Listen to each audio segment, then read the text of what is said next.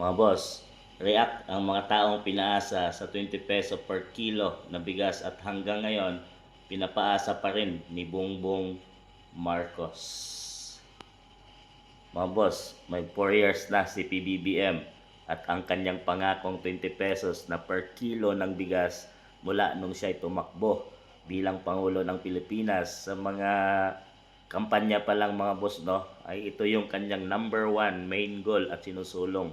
Talagang gusto niyang pababain ang presyo ng bigas. Kaya naman marami din sa mga kababayan nating Pilipino ang umasa mga boss at syempre bumuto dahil sa pangako niyang ito mga boss. Pero hanggang ngayon ay hindi ito nangyari mga boss.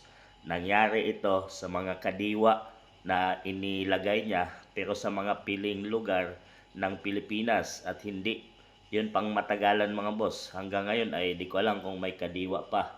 Ah, Talagang malaki sanang tulong ito mga boss, no, kung talagang nagawa ni PBBM na ibaba ang presyo ng bigas dahil bigas or kanin ang pangunahing kinakain ng mamamayang Pilipino at hindi tinapay mga boss. So rice is life nga, kaya gaya ng sinabi ng mga maraming Pilipino.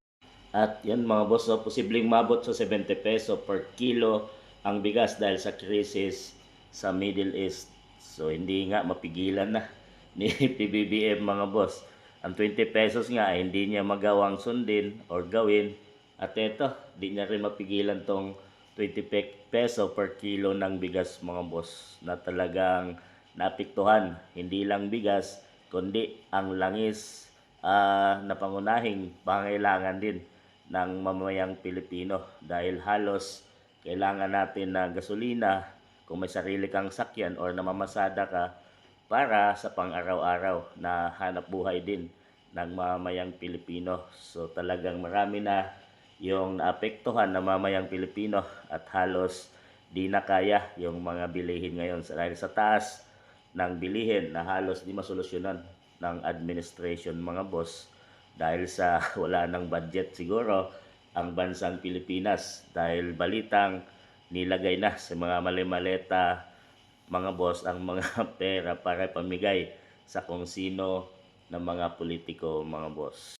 So isa din ba kayo sa naapektuhan mga boss at umaasa, patuloy na umaasa hanggang ngayon na mangyayari pa ang pangakong 20 pesos na bigas ni PBBM?